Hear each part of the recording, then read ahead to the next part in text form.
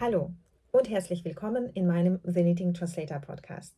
Ich bin Ilona, ich bin Strickerin, Übersetzerin, Übersetzer, Kursentwicklerin und Autorin.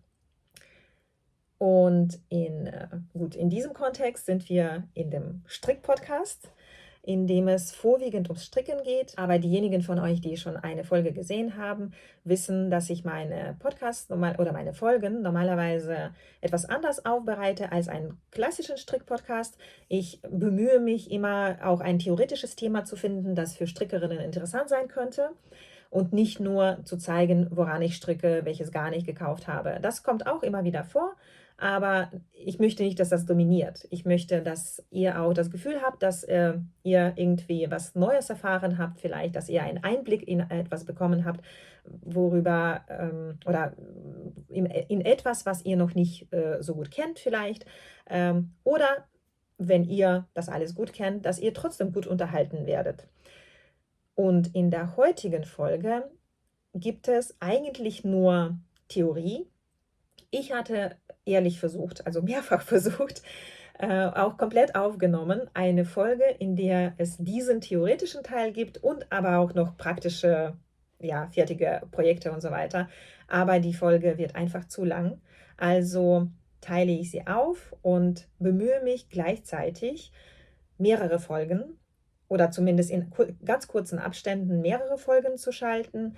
Und zwar die heutige, in der es um so eine Art Analyse, Vergleich, Darstellung von zwei Berufen geht. Der eine Beruf ist Strickdesign und Strickdesignerin und der zweite Beruf ist Übersetzerin, Fachübersetzerin von Strickanleitungen. Ich habe ja diese Folge, beziehungsweise ich habe eine Folge bereits angekündigt, in der es um Übersetzung von Strickanleitungen gehen sollte. Und ich habe mir lange überlegt, wie mache ich das, ohne dass es langweilig wird, beziehungsweise ohne dass es nur für Übersetzerinnen interessant wird. Also mache ich einen systematischen Vergleich zwischen dem Beruf Strickdesignerin und dem Beruf Übersetzerin von Strickanleitungen als ja quasi Vertreterin des Fachübersetzerberufes oder Berufsstandes. Ja, ich hoffe, ihr werdet gut unterhalten und wünsche euch viel Spaß. Übrigens, wenn hier Seufzer gehört werden, das ist mein Hund, der in der Regel ja mit mir zusammen den Podcast aufnimmt. Sprich, er liegt im Arbeitszimmer hier unten und schläft ganz süß und manchmal seufzt er oder bellt im Schlaf. Das kennen alle, die einen Hund haben. Ich weiß nicht, ob das bei Katzen genauso ist. Könnte sein, dass sie auch so intensiv träumen können, dass man das mitbekommt, worum es da eigentlich im Traum geht. Das finde ich sehr süß. Und ja, was habe ich mir heute vorgenommen? Ich sitze wie immer in meinem Arbeitszimmer, vor mir direkt zwei Bildschirme, also so sehe ich den Plan, den ich für heute mir vorgenommen habe. Ich habe nämlich versucht, diese Folge schon einmal aufzunehmen, nicht im Arbeitszimmer, im Wohnzimmer, in einer hübscheren Umgebung, wie ich dachte. Aber irgendwie habe ich mich da nicht, also ich habe mich schon wohl gefühlt und wollte unbedingt die Folge aufnehmen. Das ist jetzt vor 2 Tagen gewesen. Ich habe sie auch komplett aufgenommen, sogar 2 Folgen, weil ja, für eine Folge wäre das einfach zu viel gewesen oder zu lang. Und dann beim Schneiden ist mir aufgefallen, dass das nicht so toll gewesen ist. Ich war nicht strukturiert genug, sodass ich annehme, dass diese Folgen nie so spannend gewesen wären oder halt ein bisschen anstrengend zu sehen gewesen wären. Also nehme ich es neu auf. Ich werde aber Teile des aufgenommenen Materials in dieser Folge verwenden, weil ein bisschen was kann man verwerten, beziehungsweise kann man verwenden einfach nur. Und ich möchte nicht nochmal etwas aufnehmen und dabei vielleicht auch etwas vergessen, was ich eigentlich sagen wollte und ja, vor 2 Tagen bereits gesagt habe. Ihr werdet zwischendurch also Einblendungen bekommen, die ich dann ankündigen werde, denke ich. Meistens, soweit ich mich erinnern kann, was ich aufgenommen habe schon. Ja, und die werden dann in einer anderen Umgebung sein.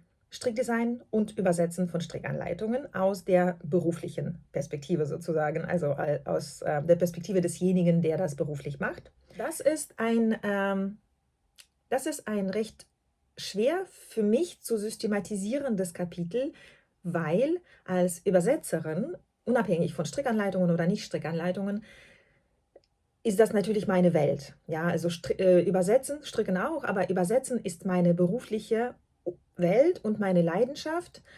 Und ich habe eigentlich in den meisten Bereichen bereits übersetzt und gedolmetscht, also mündlich wie schriftlich.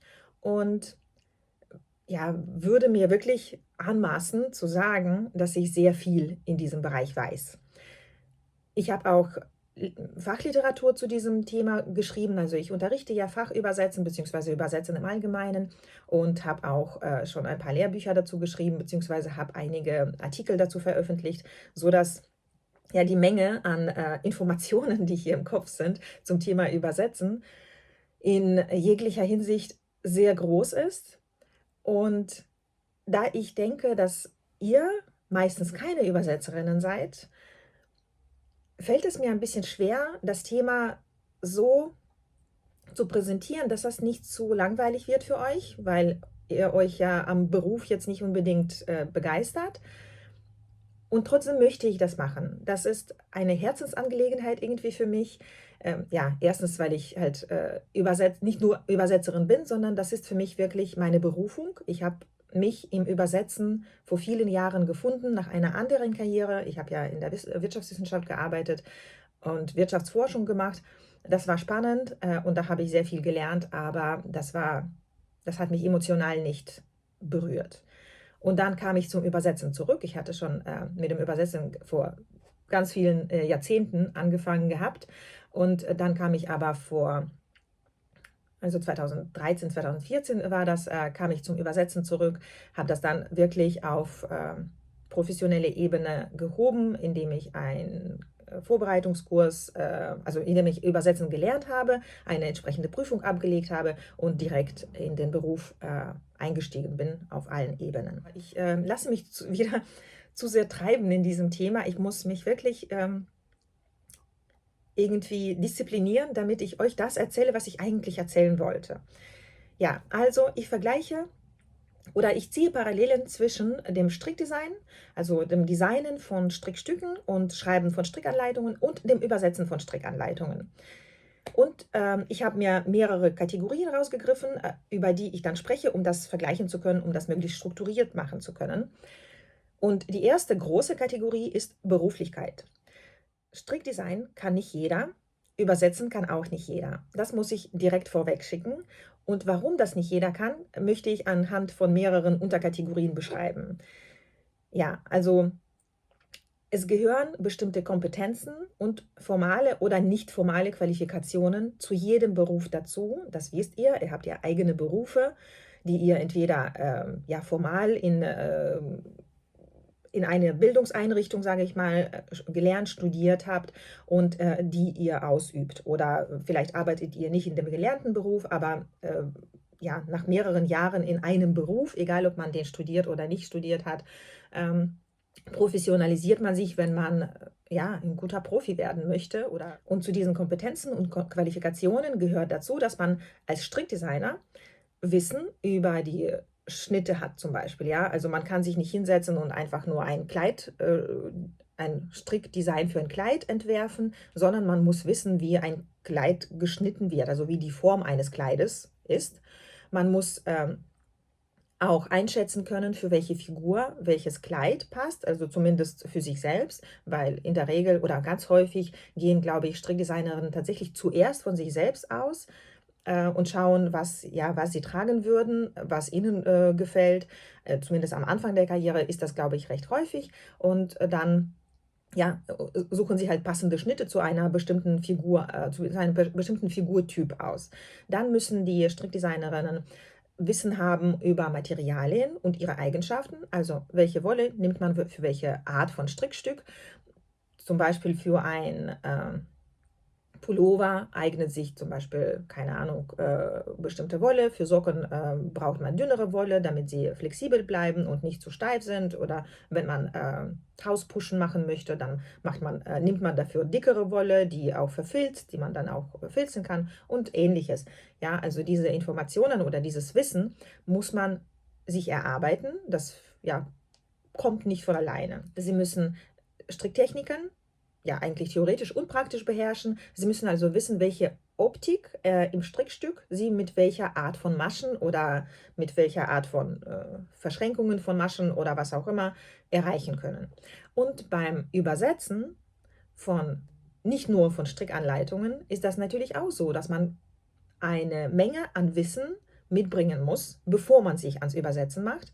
Zum einen sind das natürlich Sprachkenntnisse in den beiden betroffenen Sprachen. Ja, und zwar Sprachkenntnisse auf muttersprachlichem Niveau. In der Zielsprache, also in der Sprache, die man übersetzt, sollte man natürlich definitiv muttersprachliches Niveau, sowohl mündlich als auch schriftlich, haben, um einen korrekten und muttersprachlich klingenden oder gut klingenden Text produzieren zu können. In der Ausgangssprache, also in der Sprache, aus der man übersetzt, muss man, was Verstehen angeht, muttersprachliches Niveau mitbringen, beziehungsweise in der Lage sein, aus dem Kontext alles zu erschließen. Ja, und das geht sowieso mit den Jahren ja, Richtung muttersprachliches Verständnis.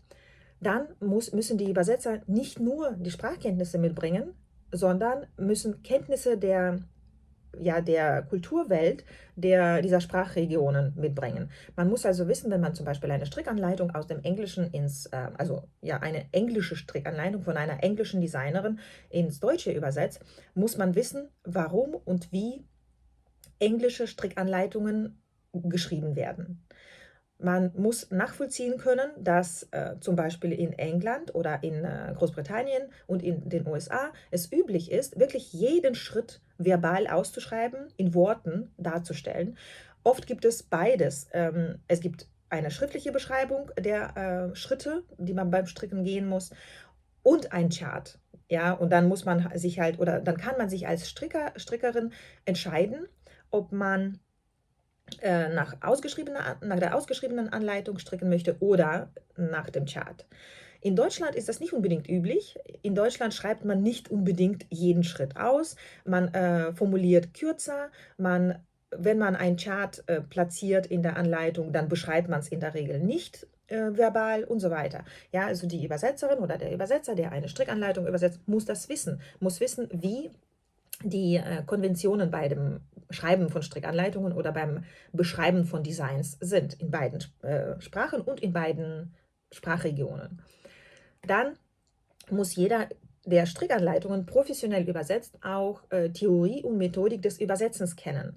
Ja, zum Beispiel, was tut man, wenn, also in genau dem beschriebenen Fall, dass in der Ausgangssprache etwas beschrieben wird, was in der Zielsprache normalerweise nicht beschrieben wird. Ja, was tun? Es gibt ja professionelle Herangehensweisen, um dieses Problem in Anführungszeichen zu lösen. Dann muss ein Übersetzer wissen, was mache ich, wenn es kein Äquivalent, also keine Übersetzung für einen bestimmten Begriff aus der Ausgangssprache gibt. Ja, was mache ich, wenn es im Deutschen zum Beispiel diese kurze Variante von make one right nicht existiert. Ja, wenn es im Deutschen viel mehr Text benötigt, um das zu beschreiben, was für eine Art Zunahme das überhaupt ist. Und das ist nämlich der Fall. Also im Deutschen braucht man mehr Buchstaben, um das darzustellen. Und last but not least muss eine Übersetzerin von Strickanleitungen auch stricken können. Also sie muss das Wissen, das theoretische und das praktische Wissen des Fachgebiets haben. Sie muss sich vorstellen können, wie Stricktechniken, die in der Anleitung beschrieben sind, aussehen, wenn sie nachstrickt. Sie muss sie im Prinzip auch nachstricken können, um das vielleicht, also was ganz Komplexes zu verstehen. Das ist jetzt nicht die Regel, dass man die Strickanleitung, die man übersetzt, auch tatsächlich nachstrickt, weil das Übersetzen würde dann sehr lange dauern. Aber sie muss sich das vorstellen können. Ja, ansonsten werden Fehler gemacht. Als nächste Kategorie zum Beschreiben oder Darstellen der Beruflichkeit von Strickdesign und Strickanleitungen habe ich Methodenwissen ausgewählt. Das heißt, sowohl die Strickdesignerin als auch die Übersetzerin von Strickanleitungen müssen das Methodenwissen mitbringen. Das heißt, sie müssen die Methoden kennen und können, um das Ergebnis, das sie im Kopf haben, zu erreichen, beziehungsweise das Ergebnis, das der Kunde hat, zu erreichen. Denn sowohl Strickdesignerinnen als auch Übersetzerinnen von Strickanleitungen arbeiten nicht nur einfach nur, weil sie es so wollen, sondern es gibt natürlich auch Aufträge, sowohl für Strickdesignerinnen als auch für Übersetzerinnen. Und beim Strickdesign bezieht sich dieses Methodenwissen insbesondere auf Stricktechniken natürlich. Also wie ich vorhin schon gesagt habe, muss eine Strickdesignerin wissen, wie sie eine bestimmte Optik beim Strickstück erreichen kann. Es gibt teilweise verschiedene Methoden dafür, es gibt aber teilweise nur eine einzige Methode, die muss sie also entweder beherrschen oder sie muss sie finden können und erlernen können und dann auch noch erklären können eventuell, beziehungsweise wissen, wie sie dem Leser oder der Strickerin, die dieses Stück nachstricken möchte, das dann auch entweder selber erklärt oder zeigt oder sagt, wo das gelernt werden kann. Dann müssen Strickdesigner auch natürlich verschiedene Formen von Strickstücken kennen. Wenn sogar zum Beispiel Strickdesignerinnen, die ausschließlich Tücher designen. Es gibt verschiedene Formen von Stricktüchern. Ja, das kennt ihr alle. Es gibt symmetrische, asymmetrische, Dreieckstücher und was auch immer es alles gibt. Ja, das muss man produzieren können, ja, mit eigenen Mitteln.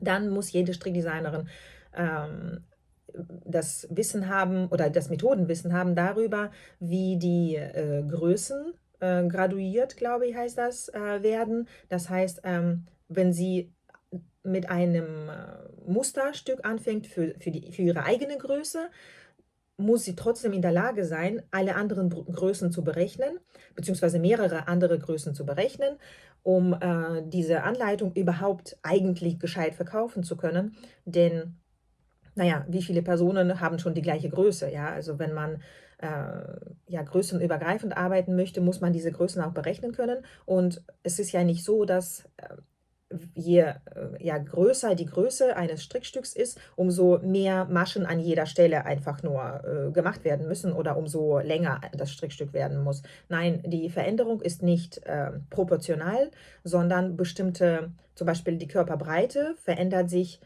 anders als die Armbreite. Ja, oder Umfang des Arms oder die Länge der Arme. Zum Beispiel wachsen die Arme bei größeren Menschen nicht ins Unendliche, ja, sozusagen. Also die Arme, das kann man vielleicht an sich selbst sehen. Ja, ich habe in den letzten Jahren zugenommen.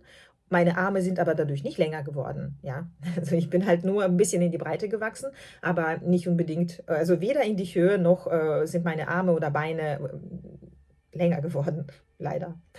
Und auch, last but not least, müssen Strickdesignerinnen auch Software beherrschen, mit der sie die Strickanleitungen bzw. mit der sie die Diagramme erstellen können, also die Charts. Zum Beispiel, wenn das ein Colorwork-Muster ist, dann müssen sie das irgendwie abbilden können und es ist viel schneller und viel weniger fehleranfällig, wenn man das in der speziellen Software für Strickdesigner macht. Oder Zopfmuster oder andere oder Lace-Muster, ja, also Lochmuster.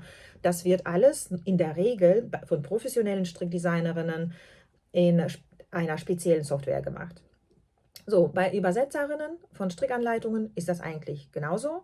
Das heißt, auch sie müssen Methodenwissen mitbringen. Dazu gehört, dass sie Recherche- und Terminologiearbeit beherrschen, denn normalerweise ist das so, dass erstens gerade in komplexen Fachgebieten besteht die Arbeit einer Übersetzerin zu einem sehr großen Teil aus der Recherche, insbesondere am Anfang der Karriere, wenn man vielleicht noch sich selbst so ein bisschen sucht in dem Fachgebiet, also man sollte das Fachgebiet schon beherrschen, bevor man einen Auftrag angenommen hat, aber nichtsdestotrotz muss man immer wieder trotzdem recherchieren. Ja, man kann nicht alles auswendig können, man hat bestimmte Quellen für die Recherche, man hat Wörterbücher vielleicht, ich habe hier auch in dem Regal einige Wörterbücher stehen, aber man muss auch, um halt modernes Wissen zu beziehen, muss man auch online recherchieren können. Und wenn man was gefunden hat, muss man einschätzen können, ob das Richtige ist. Ja, da haben wir die Brücke zurück zu dem Fachwissen, zu dem Strickfachwissen. Man muss das, was man gefunden hat, ja, darauf beziehen können, was man halt im Originaltext hat und ob das denn das Richtige ist. Also die Übersetzung, ob sie richtig ist. Und man muss einschätzen können, da haben wir wieder den Schwenk zur Kultur. Man muss einschätzen können, ob der Begriff, den man gefunden hat, auch tatsächlich weit verbreitet bzw. bekannt ist in der Zielkultur.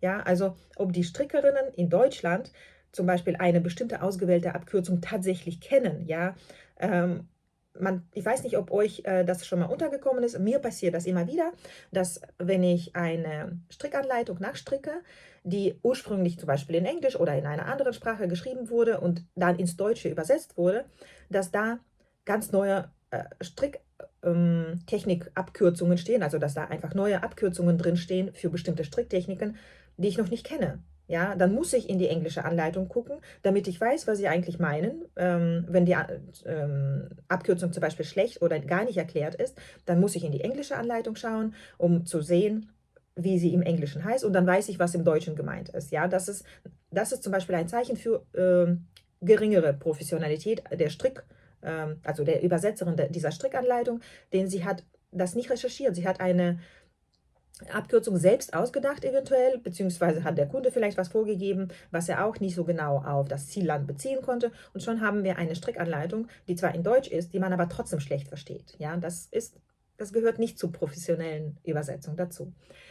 Außerdem muss eine professionelle Strickanleitungsübersetzerin auch nicht jedes Mal das Rad neu erfinden. Ja? Deswegen ist die Recherche wichtig. Das heißt, wie ich eben eigentlich schon beschrieben habe, wenn man im Englischen auf eine Abkürzung trifft, muss man nicht im Deutschen eine neue Abkürzung erfinden, wenn man spontan keine kennt, sondern man muss recherchieren. Ja? Und wenn man recherchiert hat, wirklich gewissenhaft in guten Quellen recherchiert hat und keine Abkürzung gefunden hat, dann ist das in Ordnung normalerweise, dass man eine eigene Abkürzung erfindet.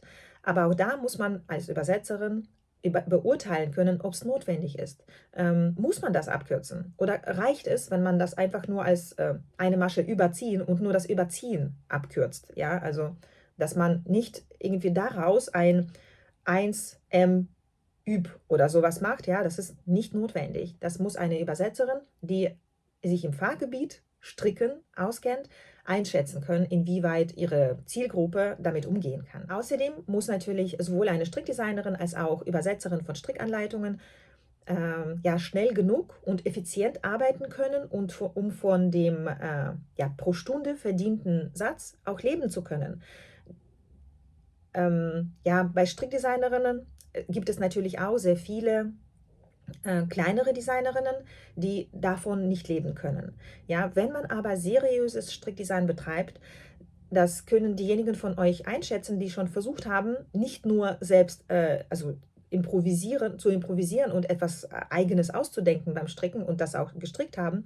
Wenn man versucht, das aufzuschreiben, und zwar so, dass jemand anderer das versteht, der nicht sieht, wie ich es mache, dann merkt man, also an dieser Stelle trennt sich quasi Spreu vom Weizen, was Strickdesign angeht. Eine professionelle Strickdesignerin setzt sich hin und investiert also Stunden um Stunden, um das zu beschreiben, um das zu formatieren, und zu anderen Schritten kommen wir noch. Das sind halt Prozessschritte, das habe ich auch als Kategorie mit reingenommen. Aber in jedem Fall kostet das sehr viel Zeit und sehr viel Wissen darüber, wie das eigentlich gemacht wird. Genau.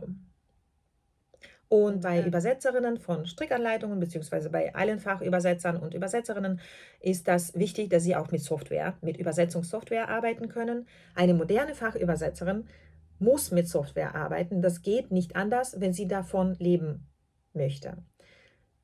Und damit meine ich keine maschinelle Übersetzung, also nicht einfach nur einen Text irgendwo reinkopieren in Google Translate oder in DeepL, sondern damit meine ich die Übersetzungssoftware, die die Arbeit eines Übersetzers unterstützt. Ja, ich möchte mich nicht Ich möchte an dieser Stelle nicht ins Detail gehen, weil das für euch oder für diejenigen von euch, die keine Übersetzerinnen sind, völlig uninteressant ist. Ich möchte aber so viel an dieser Stelle sagen. Es gibt Übersetzungssoftware, die technisch und prozessuell das Übersetzen unterstützt, insbesondere im Fachübersetzungsbereich. Und Strickanleitungen zu übersetzen ist Fachübersetzen. Ja? Und Strickanleitungen sind ja Anleitungen. Sie sind also relativ technisch gestaltet und sie beschreiben bestimmte Schritte. Eine Übersetzungssoftware gestattet es dem Übersetzer, lineal zu übersetzen, also von oben nach unten. Und die Strickanleitungen sind dafür prädestiniert, sie von oben nach unten zu übersetzen. Natürlich sollte man vorher alles komplett gelesen haben und dann von Anfang an wieder anfangen und von oben nach unten übersetzen. Und dafür eignet sich Übersetzungssoftware ja perfekt. Einfach nur, da kann man viel besser den Ausgangstext dargestellt bekommen. Da übersetzt man Schritt für Schritt, Zeile für Zeile. Und so kann man viel besser kontrollieren, dass man nichts übersieht. Denn es gibt, glaube ich, nichts Lästigeres, als in einer übersetzten Strickanleitung Fehler zu haben und davon nichts zu wissen. Ich habe auch ein Buch mit Strickanleitungen für Kinder und ich habe mal wirklich ein kleines Mützchen für ein Kind aus diesem Buch gestrickt mit Lace-Muster. Und an einer Stelle fehlte in dem deutschen Buch, das Buch ist ursprünglich entweder in Norwegisch oder in Schwedisch geschrieben, das weiß ich nicht mehr genau, also aus welchem Land die Designerinnen kommen, aber auf jeden Fall war in der deutschen Version des Buches an der Stelle, wo das Muster beschrieben war, das war ausgeschrieben, da fehlte eine rechte Masche. Ja, die wurde einfach nicht aufgeführt. Ich weiß nicht, ob das im ursprünglichen Design schon das Problem war, beziehungsweise der Fehler aus dem ursprünglichen Design kommt oder die Übersetzerin diesen Fehler eingebaut hat. Aber ich musste wirklich mehrfach ribbeln, bis ich dann gedacht habe, vielleicht ist das doch ein Fehler. Ja? Und dann habe ich halt aus den Reihen davor erschließen können, dass das eine rechte Masche war, die fehlte in der Beschreibung. Und so habe ich sie halt eingefügt, mir dazu geschrieben in das Buch tatsächlich und halt gestrickt und das ging dann auf. Das habe ich dann sogar auf Instagram gepostet, dieses kleine Mützchen, und wurde von einer Instagramerin, also von einer Nutzerin von Instagram angeschrieben, weil sie dieses Foto gesehen hat. Und dann hat sie mich gefragt, wie habe ich das geschafft, dieses Mützchen zu stricken, weil bei ihr klappte es nicht. Und dann habe ich halt sie darauf hingewiesen, dass es offensichtlich ein Fehler ist. Da fehlt an der und der Stelle eine rechte Masche, ohne dass ich die Anleitung beschrieben habe. Ich habe halt nur gesagt, in welcher Zeile eine rechte Masche an welcher Stelle fehlt. Ja, also Urheberrechte sind gewahrt geblieben. Und dann dann konnte sie das hoffentlich auch nachstricken. Jedenfalls hat sie sich bedankt. Genau, das war die Kategorie Methodenwissen. Dann gibt es die nächste Kategorie. Sowohl beim Strickdesign als auch beim Übersetzen von Strickanleitungen gibt es bestimmte Qualitätsanforderungen natürlich. Wir als Strickerinnen erwarten von einem Strickdesign, dass da bestimmte Qualitäten, sage ich mal, eingehalten werden. Ja, wir wollen erstens, dass die Datei, die wir herunterladen, in einer Form ist oder in einem Format ist, dass wir herunterladen können, dass wir bei uns auf welchem Gerät auch immer öffnen können. Und wenn wir die Strickanleitung ausdrucken, wollen wir auch, dass sie gut lesbar ist. Das heißt, also die Schrift darf nicht zu klein sein. Unbequem sind zum Beispiel Anleitungen, die als HTML, also einfach nur als Text im Internet platziert werden, auch wenn sie kostenlos sind. Gut, geschenktem Maul guckt man nicht ins Maul. Habe ich das richtig gesagt? Geschenktem Gaul guckt man nicht ins Maul. Also da nehme ich gerne auf mich die Mühe, die Anleitung rauszukopieren, mir in eine Datei zu packen und dann auszudrucken, wenn ich sie nachstricken möchte. Aber wenn diese Anleitung Geld kosten würde, würden wir es mit weniger Freude kaufen, denke ich mal. In jedem Fall gehören bestimmte Qualitätsanforderungen an die Entwicklung von Strickdesigns. Und dazu gehört natürlich nicht nur das Format der Datei, sondern dazu gehört, dass die Passform, die wir nach dieser Anleitung stricken, tatsächlich auch so passt, wie das auf den Fotos aussieht, dass die Größen korrekt berechnet sind, dass der Text oder das, was verbal beschrieben ist, auch verständlich ist, dass die grafischen Hilfen ja so aufbereitet, so gestaltet sind, dass sie nachvollziehbar sind, dass man zum Beispiel die Reihenbeschriftungen sehen kann oder die Zeilenbeschriftungen oder nee, die Reihen, die Reihenbeschriftungen, Zeilen sind in der Tabelle. Dass man alles gut voneinander unterscheiden kann, ja, dass da nicht irgendwie eine Schwarz-Weiß-Anleitung mit heller und dunkler Grau irgendwie so abgebildet ist, dass man beim schlechten Ausdrucken gar nicht mehr unterscheiden kann, wo welche Farbe ist. Ja, solche Sachen.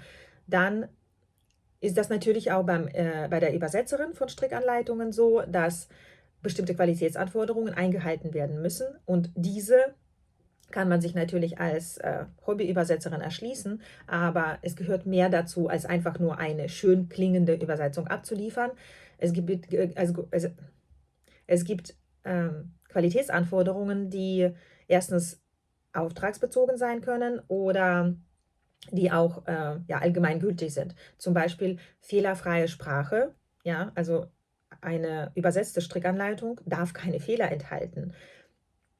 Adäquate Ausdrucksweise, wie ich wie ich vorhin schon gesagt habe, muss die Übersetzerin beim Übersetzen wissen, für wen sie übersetzt. Also sie muss selbst eigentlich eine Strickerin in Deutschland sein, wenn sie oder wenn sie Strickanleitungen ins Deutsche übersetzen möchte, damit die deutschen Strickerinnen sie verstehen. Ja, also das ist auch zum Beispiel sehr wichtig, dass ich als Übersetzerin von Strickanleitungen mich mit euch austausche und auch die Kritik, falls welche kommt oder wenn welche kommt, annehme. Ja, also ich manchmal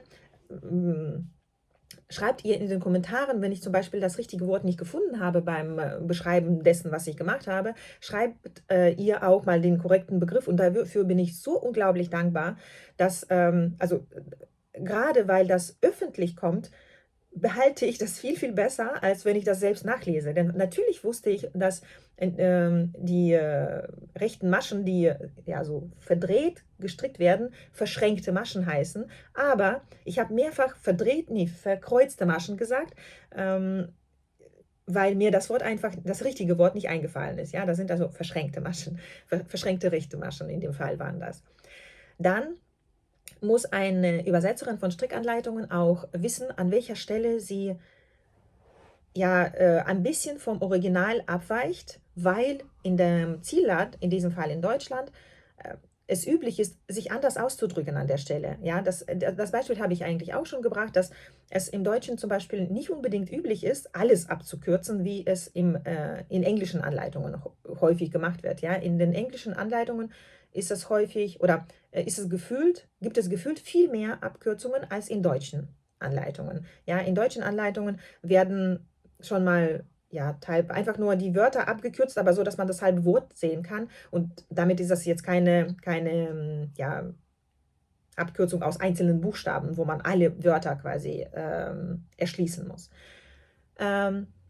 Und das Layout. Also jeder Übersetzer, jeder Fachübersetzer sollte in der Lage sein, seine Übersetzung so zu formatieren, dass sie genauso wie eine Strickanleitung gut lesbar, verständlich oder was auch immer ist.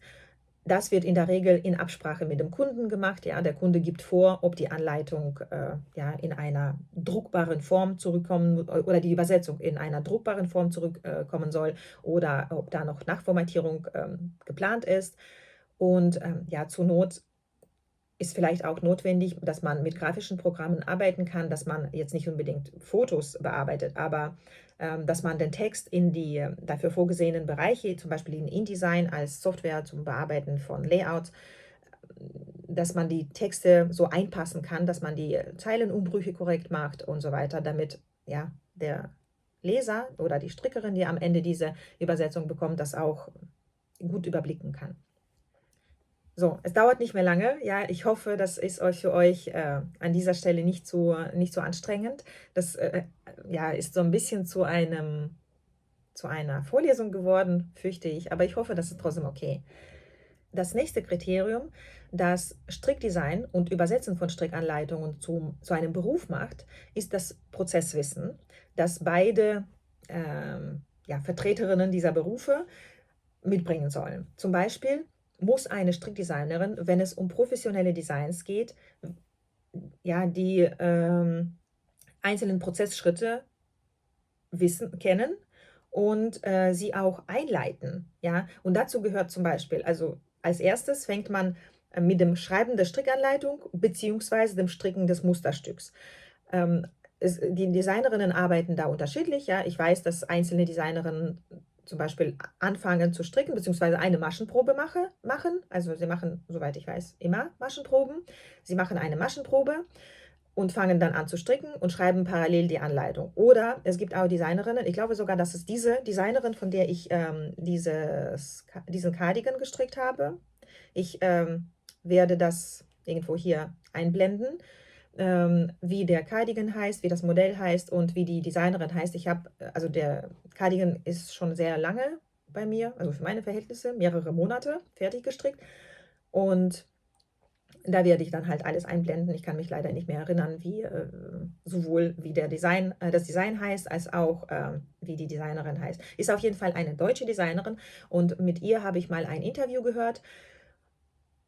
Und zwar, das Interview wurde von dem Maschenfein-Podcast ausgestrahlt. Der Podcast, das ist ein Audio-Podcast, den werde ich hier verlinken. Also sie haben schon sehr, sehr lange keine neuen Folgen mehr gemacht, aber ich fand die Themen, die sie ausgewählt haben und die Gesprächspartner sehr interessant. Ich werde auf jeden Fall, also Maschenfein ist ein Online-Shop in Berlin in Deutschland und ich werde hier den Link zum Shop einblenden, ohne dass ich dafür bezahlt wurde, dass es Werbung sein soll. Und den Link zum Podcast, weil das sind interessante Folgen gewesen. Und in einer dieser Folgen wurde halt ein Interview geführt mit der Designerin, die auch diesen Cardigan entwickelt hat oder entworfen und designt und so weiter hat. Und sie hat auch einiges über das Design erzählt und sie hat erzählt, dass sie zum Beispiel zuerst die Anleitung schreibt und sie dann nachstrickt und korrigiert. Ja, also dass sie da ein bisschen anders vorgeht als viele andere Designerinnen, die zum Beispiel zuerst ein Musterstück, also ein Sample, stricken und parallel oder danach aufschreiben, was sie gemacht haben. Ja, das kann man so und so machen. Aber diese Schritte sind in welcher Reihenfolge auch immer wichtig. Dann wird technische Redaktion der Anleitung gemacht. Das heißt, eine Strickerin oder ein Stricker bearbeitet die Anleitung, prüft, ob alles korrekt ist. Die Größenbestimmung bzw. die Graduierung macht entweder die Designerin oder vielleicht der technische Redakteur. Da fehlt mir das interne Wissen. Und es gibt bestimmte Profis, die auch eigentlich nur die Graduierung machen können, soweit ich weiß. Also an irgendeiner Stelle müssen die Größen entwickelt oder berechnet werden und alle Proportionen müssen korrekt eingehalten werden und so weiter. Dann findet ein Teststrick statt, also das Design wird in unterschiedlichen Größen nachgestrickt von in der Regel ehrenamtlichen, von ehrenamtlichen Strickerinnen, die einfach nur entweder mit ihrem eigenen Garn oder mit dem gesponserten Garn dieses Design nachstricken und Fehler melden. Ja, und es gibt immer wieder Situationen, wo wenige oder viele Fehler gemeldet werden und dann wird da die Anleitung nochmal nachbearbeitet. Dann wird die Anleitung veröffentlicht und man muss natürlich Begleitmarketing betreiben. Das macht entweder die Designerin selbst oder das macht jemand anderer. Auf jeden Fall, wenn die Designerin möchte, dass ihr Design sich gut verkauft, dann muss natürlich Begleitmarketing stattfinden. Und natürlich gibt es auch für Übersetzungen von Strickanleitungen bzw. für jegliche Art von Übersetzungen bestimmte Prozessschritte und das Prozesswissen, das jede Übersetzerin beherrschen muss, um gute Qualität in vertretbarer Zeit erreichen zu können. Das sind zum Beispiel die Analyse von Auftragsanforderungen. Ja. Bei Strickanleitungen ist das kann das zum Beispiel so sein, dass ein Auftrag von einem Wollshop kommt oder von einem, ja, von einem Wollshop, muss ich vielleicht einfach nur sagen, so als Beispiel. Und dieser Wollshop hat eine Abmachung mit dem Hersteller der Garne, die in diesem Shop verkauft werden, dass die Anleitungen, die von diesem Hersteller kommen, übersetzt werden dürfen. Ja, denn Anleitungen unterliegen natürlich dem Urheberrecht, und zwar in diesem Fall dem Urheberrecht des Herstellers, bei dem Strickdesigner sitzen, in Anführungszeichen, und diese Anleitungen erstellen, diese Strickstücke ausarbeiten, und das Ganze erscheint halt unter dem Urheberrecht des Herstellers der Garne und dieser Strickanleitungen. So, wenn das abgeklärt ist, also dass die Übersetzungen überhaupt angefertigt werden dürfen, dann wird der Auftrag erteilt und der Auftraggeber sagt der Übersetzerin, in welcher Form zum Beispiel die Übersetzungen angefertigt werden sollen, also ob sie als PDF kommen sollen, fertig zum Druck, oder ob sie noch bearbeitbar sein sollen, welche Abkürzungen verwendet werden sollen, oder welche, zum Beispiel wie die Strickerinnen und Stricker in der Anleitung angesprochen werden. Im Englischen haben wir zum Beispiel keinen Unterschied, also sprachlich und grammatikalisch, zwischen du oder ihr und sie als Höflichkeitsform.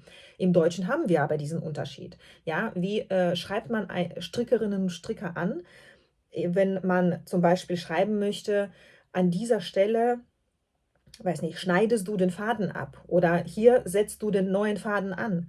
Ja, da muss man sich fragen und mit dem Kunden absprechen. Und als professioneller Übersetzer weiß man, dass man es im Vorfeld machen muss. Da spricht man halt mit dem Kunden ab, ja, was macht man in dieser Situation? Bleibt man neutral und schreibt zum Beispiel Faden abschneiden, alle Fäden vernähen und so weiter, ja, also in einer unpersönlichen Form. Das kann gut funktionieren, muss aber nicht. Je nachdem, wie man das formuliert, ist das zu unpersönlich, ja. Also man muss schon schauen, dass man das als Übersetzer so formuliert, dass die Strickerinnen sich ja, nett behandelt fühlen. Das ist ein Schritt. Dann muss man den Preis bestimmen können. Ja? Übersetzer und Übersetzerinnen müssen von ihrem Verdienst leben können, und sie müssen ja, tragfähige und konkurrenzfähige Preise bestimmen können.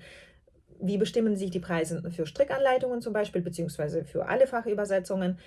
Normalerweise passiert das nach der Anzahl der Wörter. Das heißt, zum Beispiel, wenn eine Strickanleitung aus 3000 Wörtern besteht, wird 3000 mal den Wortpreis genommen. Nehmen wir mal 10 bis 20 Cent, ja, dann kostet die Übersetzung einer Strickanleitung mit diesem Preis 300 bis 600 Euro. Und dieser Preis, auch bei 600 Euro, ist eigentlich berechtigt, denn zum Übersetzen dieser Anleitung braucht ein professioneller Übersetzer 1,5 Tage Vollzeit. Und dann braucht man noch, also hat man ja noch Zeit investiert Geld investiert für die Software, die man dabei verwendet. Man hat Zeit investiert in Absprachen mit dem Kunden. Man muss eventuell noch also Begleitmaterialien machen. Man muss vielleicht das Enddokument auch noch bearbeiten und layouten. Und das kostet alles Zeit. Und ja, wenn ein Übersetzer von dem Geld leben möchte, und das wollen ja professionelle Übersetzer, dann müssen die Preise auch adäquat zu der eingesetzten Zeit sein. Ja, deswegen wundert euch nicht, falls ihr eine Anleitung kauft und einen Übersetzer fragt, was die Übersetzung kosten würde. Wenn der Übersetzer sagt, mindestens 300-400 Euro, dann ist das nicht aus der Luft gegriffen, sondern das ist ein berechtigter Preis. Und 300 Euro für 3000 Wörter ist eigentlich sehr günstig. Also die Gegebenheiten sind so, die Übersetzung braucht Zeit, und 300 Euro an 2 Tagen Arbeit zu verdienen, ist nicht zu viel. Ja, weil von diesen 300 Euro muss ein freiberuflicher Übersetzer die Versicherungen zahlen, die Rente zahlen,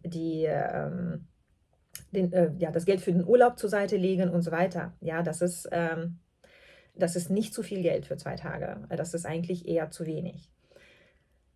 Dann wird die Übersetzung ausgeführt, wie ich oben schon, also nicht oben, sondern vorher schon erzählt habe, in der Regel in einer Software. Das unterstützt die Qualität, die Konsistenz, also die Einheitlichkeit der Übersetzung, die Terminologiearbeit, also die recherchierten Begriffe, die recherchierten Übersetzungen kann man so auf eine bequeme Art und Weise speichern, sodass man sie wiederfindet und sie auch dann wieder verwenden, sodass man immer die gleiche Abkürzung für den gleichen Sachverhalt verwenden kann. Ja, das ist ja sinnvoll auch für die Strickerinnen, dass ja, nicht jedes Mal nachgedacht werden muss, was ist denn jetzt abgekürzt worden, sondern dass die Abkürzung oben in der Anleitung, in der übersetzten Anleitung in der Legende steht, sodass man immer dieselbe Abkürzung halt findet.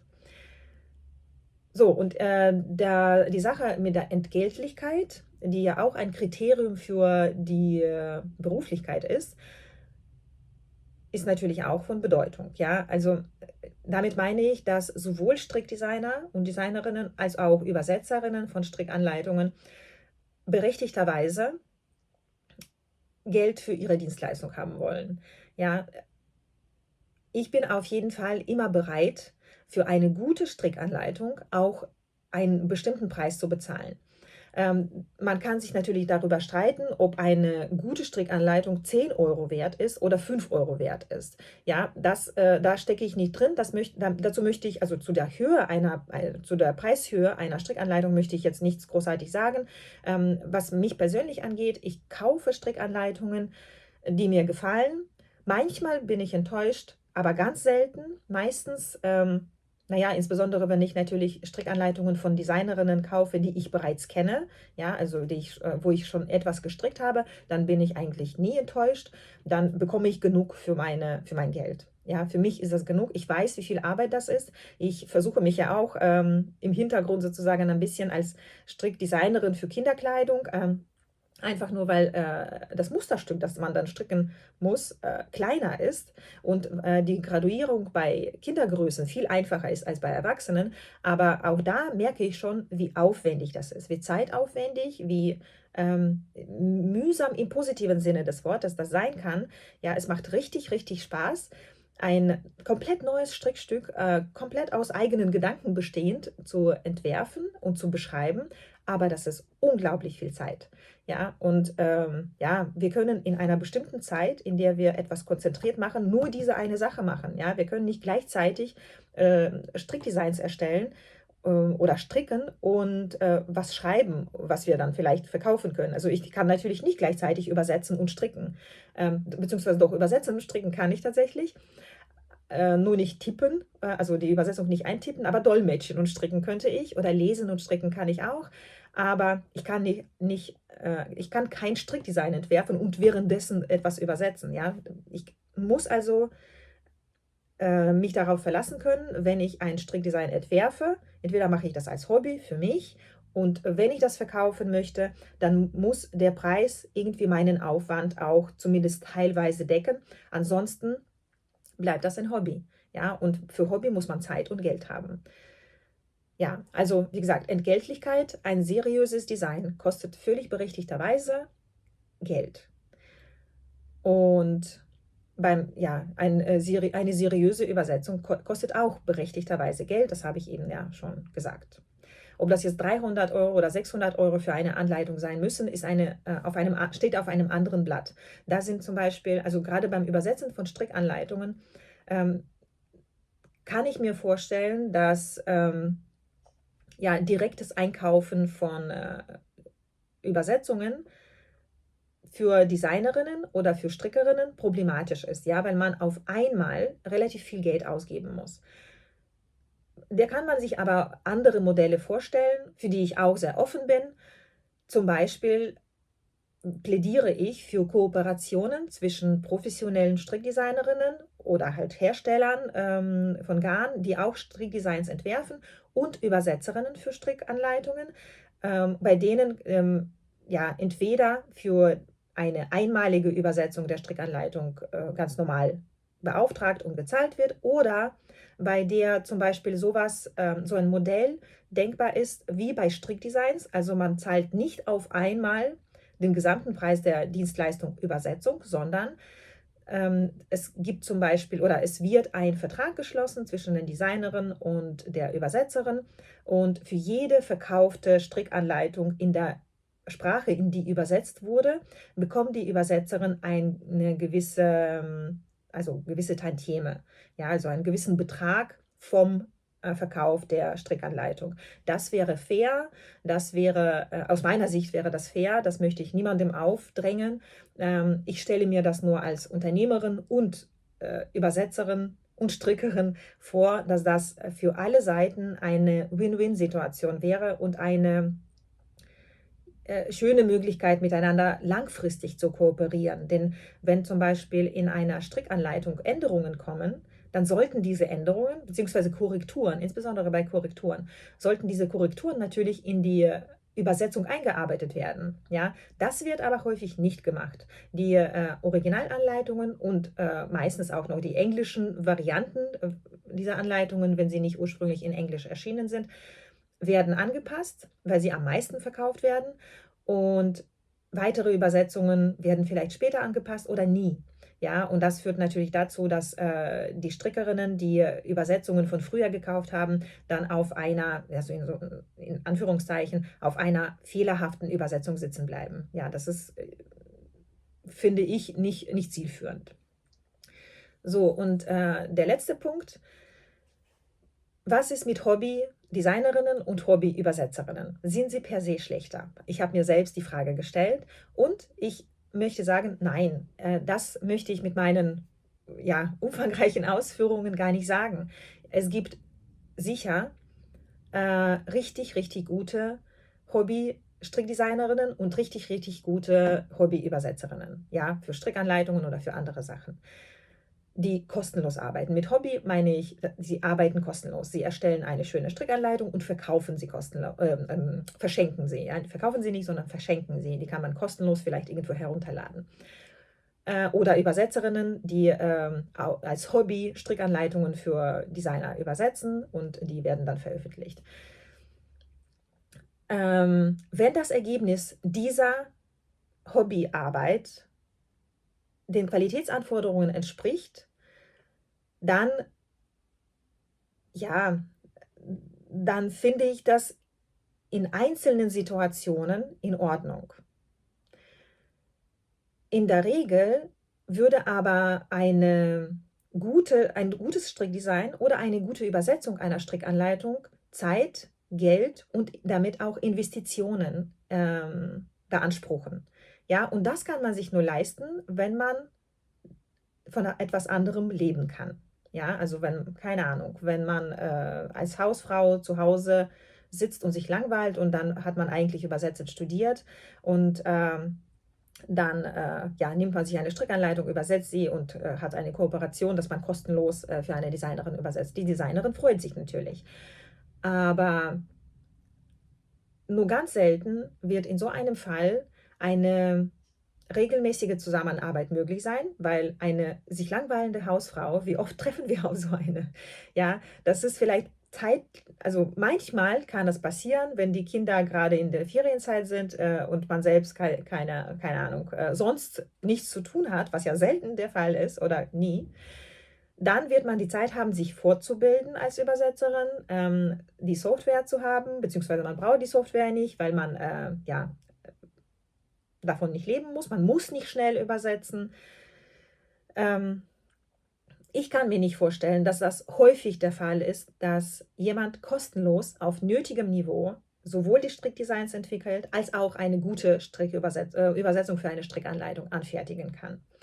Und das Problem der schlechten Hobby-Designer und schlechten Hobby-Übersetzer ist natürlich, dass wenn sie, unabhängig davon, ob sie Geld nehmen oder kein Geld nehmen für ihre Tätigkeit, führt das zu einer schlechten Qualität und das führt dazu, dass die Konsumenten dieser Übersetzungen oder dieser Strickanleitungen den Eindruck haben, dass so etwas auch keine Bezahlung verdient hat. Und das verschlechtert das Image der beiden Berufsstände, ja, also sowohl bei Designs als auch bei Übersetzerinnen.